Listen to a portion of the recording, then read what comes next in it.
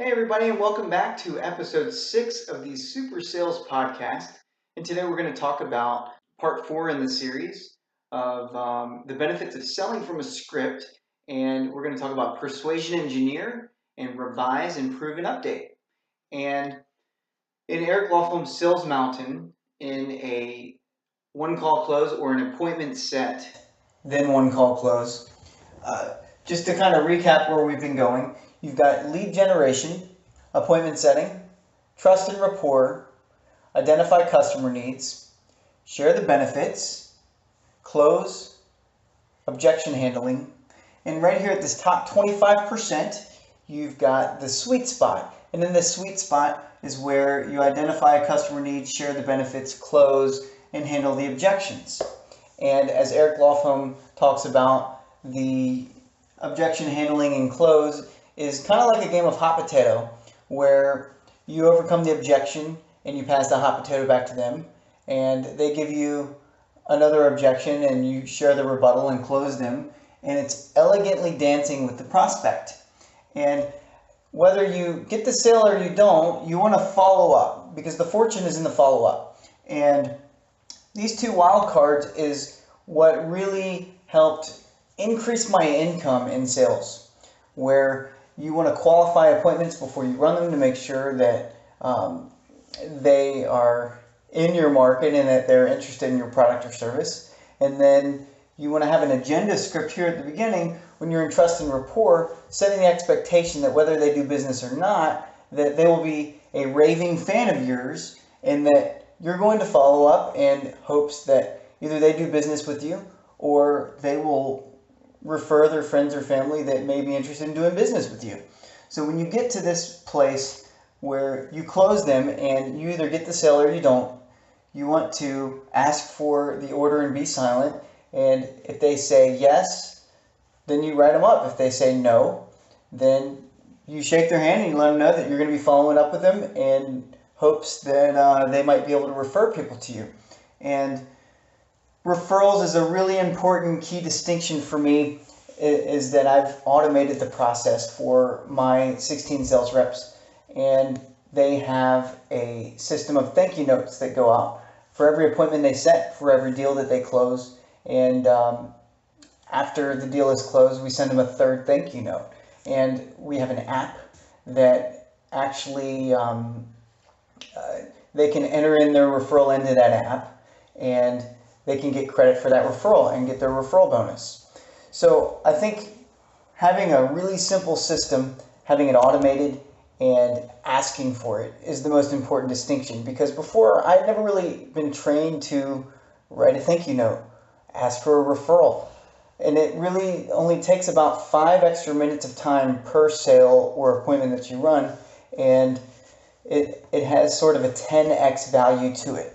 So in persuasion engineering, sales scripting is literally the most powerful idea that I know. It's the most powerful way to improve your sales presentation results. So learning this, learning how to reverse engineer the process and then persuasion engineer the process is what is going to move the needle for you.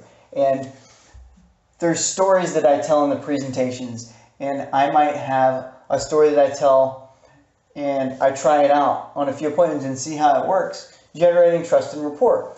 And if that story doesn't work, or maybe I get a better story, I can add in a new one. And I might have a different story that I want to tell on objection handling to overcome different objections. And I can move something into the script. I can take something out of the script. And persuasion engineering is a way that you're going to continuously go back and look at your scripts and revise, improve, and update these scripts. So when you write the script section by section and you persuasion engineer each mini script, you want to consider the following. Is this script in the right sequence? Should this mini script be in the script in the first place? And is there a way to say this script more persuasively if you're not getting the results that you want? And a script is generally words in a sequence that have meaning. So what meaning do the words that you're trying to convey have? What outcome do you want from the script. Obviously, you want them to move forward and do business with you. So if you're not getting that result, if your closing percentage is down, consider what meaning your script is actually having to the prospect that you're pitching it to. And when you revise, improve, and update the script, you want to periodically spend time going back and just look at the sequence. And maybe you were like me and you didn't have a lot of trust and rapport in the beginning of a presentation. You just went right into the proposal. Or maybe you didn't really identify the customer's needs and you just shared the benefits of your product. Yes, benefits sell, but you want to make sure that you're selling the benefits that match their needs, because that's what makes sense to them. That's what everybody's thinking in their mind in a presentation, is what's in it for me. So when you're elegantly dancing with the prospect, maybe what you're saying is not persuasive. It's not what you say, but how you say it. There's an old saying that I love to train on, that you have a sentence that says, "I did not say she stole her money." And I'm going to take a word, money, and I'm going to enunciate it. So I did not say she stole her money. I did not say she stole her money. I did not say she stole her money. And each time that I say it, it has a different emphasis on another word, and it means a completely different sentence. So that's persuasion engineering, is maybe unconsciously you're saying it in a way that's not persuading the prospect. So one thing that you can do is you can record yourself in the presentation, and you can listen to it, and maybe do this more than once, or bring somebody along the appointment with you and they can give you their opinion. One thing that's helped me is saying the presentation alone and recording myself and listening to it, and then doing the presentation on my wife and seeing if it persuaded her to move forward and do business with me. Now, the last thing that I want to talk to you guys about is creating a compelling future, and the importance of having a vision, knowing where you want to go, setting goals for yourself, and following up on these goals. Before I got into sales scripting, I was closing on average 20 to 30%. And after I learned and applied these concepts that I'm teaching you guys, that Eric learned from his mentor, Dr. Donald Moyne, my closing percentage went up to 50 to 70%. And it really came through adding the agenda script. And adding the agenda script, what it does is it lets the elephant out of the room, and it allows the prospect to kind of relax in the presentation, and knowing that you're going to close them, but setting the tone for the presentation, that you're going to get to know them, they're going to get to know you, you're going to share a little bit about your story and why you're excited about this company, and identify their exact needs, share the benefits of how we may be able to be of service to them, and if it's okay with them, make a recommendation.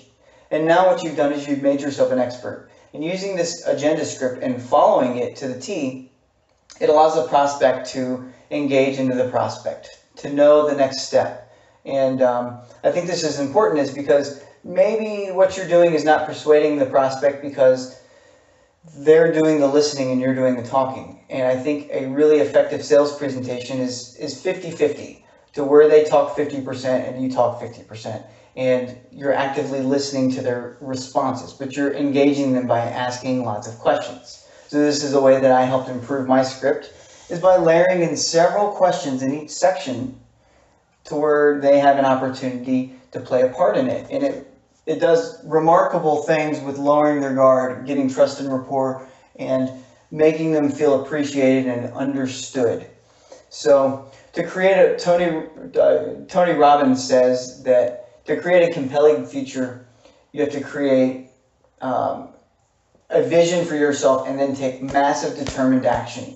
So I strongly encourage you to put it on your calendar, maybe this Friday afternoon from 2 to 5 o'clock, and really work on the scripts that you have.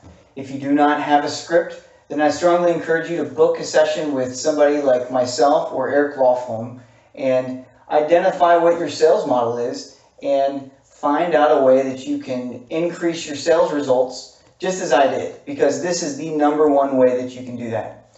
So I really appreciate you guys tuning in. be sure to hit that thumbs up button and subscribe for more valuable content. Until next time, I will talk to you guys later. Bye.